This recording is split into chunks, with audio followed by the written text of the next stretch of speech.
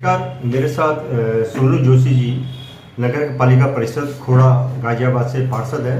और सबसे मज़े की बात है, आप निर्दलीय पार्षद जीते, जहां आज बाहुबल और धनबल का प्रयोग राष्ट्रीय पार्टियां करती हैं, और एक निर्दलीय पार्षद जीतना बहुत बड़ी बात है। तो सोनू जी, आपका बहुत बहुत स्वागत है। धन्यवाद सर। सोनू जी, मुझे एक तो ये बात जाननी है, क्योंकि आने वाले युवाओं को मैं एक संदेश आपके माध्यम से देना चाहता हूँ कि अकेला व्यक्ति भी बहुत कुछ कर सकता है। क्योंकि आज की डेट में जिस तरह से राजनीति में धन बल का और बाहुबल का प्रयोग होता है, तो निर्दलीयों के लिए बहुत बड़ी समस्या होती है। तो ऐसा क्या संदेश आप देना चाहते हैं कि समाज में और भी काफ़ी लोग आगे आए राजनीति में? देखिए, राजनीति में धैर्य रखिए और लोगों की सेवा कीजिए। निस्वार्थ भाव से आप सेवा करेंगे तो पॉजिटिविटी जरूर लोगों को आपकी तरफ अट्रैक्ट करेगी, और आप फिर कभी भी कहीं भी कैसे भी खड़े हो जाइए, लोग 100% आपके साथ खड़े होंगे और आप निर्दलीय भी जीतेंगे। सोनू जी, एक बात और भी है, आजकल कहीं ना कहीं एक चीज़ देखी जाती है राजनीति में भी, जो चुनाव का टाइम होता है बड़ा स्वार्थ का टाइम होता है। लोगों को जैसे शराब, पैसा, इस तरीके से लोग भी अपना स्वार्थ करते हैं। तो क्या ऐसी दिक्कतें आप लोगों के सामने भी आई क्या? देखिए, बिल्कुल बहुत ज़्यादा फेस हो रही थी, बट हमने ऐसा कुछ भी नहीं कहा। हम लोगों ने लोगों के बीच गए, उनको अपने काम के बारे में अपना मॉडल समझाया कि हम इस तरीके से लोगों के बीच काम करेंगे। और 1.5 साल में हो गया मुझे वहाँ से जीते हुए, और लोग देख भी रहे हैं बहुत चीज़ों में बदलाव है।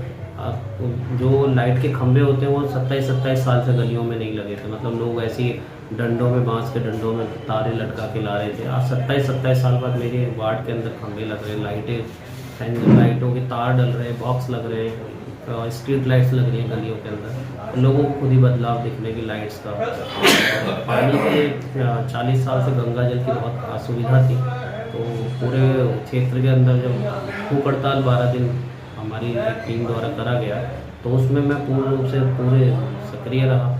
और वहाँ से लखनऊ तक हम लोग गए और पानी के विषय पे भी हमने सरकार को अवगत कराया। और 187 करोड़ रुपए आपको मैं बता दूँ, गंगा जल प्रोजेक्ट के लिए पास हो गया है, और सर्वे के लेकर परसों 18 तारीख को टेंडर भी ओपन है। बहुत बड़ी बात है। लेकिन देश की आज़ादी के इतने 7-8 दशक के बाद भी आज अगर आदमी देश पानी के लिए जूझ रहा है, और आप पानी की समस्या बता रहे हैं, छोटी छोटी बिजली के पोल और इस तरह की अगर समस्या अभी भी है, तो बड़ा चिंता का विषय है, बहुत चिंता का विषय है। लेकिन आप जैसे युवाओं से बहुत कुछ उम्मीदें हैं, क्योंकि अगर युवा आगे आएगा, युवा जागृत होगा, युवा समाज में क्रांति ला सकता है। तो बहुत बड़ी बात आपने कही है ये बात। लेकिन मैं एक चीज़ और भी सोनू जी आपसे एक जिक्र करना चाहता हूँ। जिस तरह से देश में बेरोजगारी का आलम है, बेरोजगारी के विषय में आप क्या सोचते हैं कि किस तरीके से बेरोजगारी दूर हो सकती है? देखिए, मॉडल सेटअप बैठाना चाहिए, बेरोजगारी बिल्कुल दूर की जा सकती है। इसके लिए हमें अपने पड़ोसी देशों से भी सीखना चाहिए। चाइना का मॉडल बहुत अच्छा है इस मामले में बेरोजगारी दूर करने में। उन्होंने लोकेशन वाइज फैक्ट्रियाँ स्थापित की हुई है, और उसी लोकेलिटी के लोगों को वहाँ जॉब दी जाती है। तो ज़्यादा महंगा स्टाफ भी नहीं पड़ता, कंपनियों को भी प्रॉफिट होता है, और इससे वहाँ की जो लेबर कॉस्ट है बहुत कम हो जाती है, वर्कर कॉस्ट बहुत कम हो जाती है।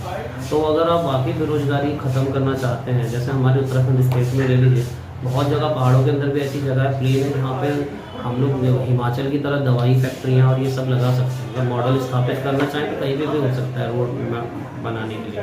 तो जगह जगह छोटे छोटे मॉडल्स अगर स्थापित करे सरकार, तो 100% बेरोजगारी ये दूर की जा सकती है। क्योंकि विशाल आबादी चाइना की भी है, और वहाँ पे भी बेरोजगारी की समस्या खत्म है। तो अगर हम इस तरीके से करेंगे तो शायद हम विदेश से इम्पोर्ट एक्सपोर्ट को बढ़ा सकते हैं। बहुत बढ़िया। सो ये एक लास्ट और अंतिम क्वेश्चन, जिस तरीके से देश की जनसंख्या विस्फोट हो रहा है, आज हम लोग चाइना को भी मात देने की स्थिति में है, जनसंख्या पूरे देश में हम लोग, तो जनसंख्या नियंत्रण कानून जो है वो बनना चाहिए, जहाँ तक मेरा विचार है।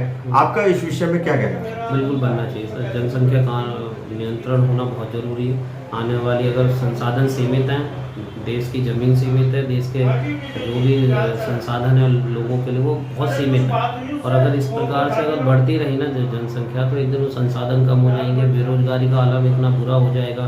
फिर इन्हीं चीज़ों से जो देश के अंदर है ना अराजकता फैलती है। तो कहीं ना कहीं लोगों को जागरूकता से तो काम हो गया, लेकिन अब एक मजबूत बिल आना चाहिए, कानून आना चाहिए कि 2 बच्चे, जैसे चाइना ने 1 बच्चे का करा, आज उसने कंट्रोल कर लिया अपने। तो हमारे को 1 नहीं 2 तो बच्चे का, कम से कम 2 से ज़्यादा बच्चे होने ही नहीं चाहिए मेरे हिसाब से। तो इसके लिए एक सख्त कानून सरकार को लाना चाहिए, और मुझे नहीं पता सरकार किस चीज़ का इंतजार कर रही है। तो विस्फोट, जनसंख्या विस्फोट हो जाएगा, उसके बाद होगा क्या होगा ये पता। धन्यवाद सोनू जी, आपसे मिलकर बड़ी खुशी हुई। और आपका भविष्य बहुत उज्जवल है, ये मैं समझता हूँ, क्योंकि जिस तरह से आप सरल स्वभाव के व्यक्ति हैं और राजनीति में आप निर्दलीय जीते हैं, तो आपका भविष्य तो मुझे लगता है बहुत उज्जवल है।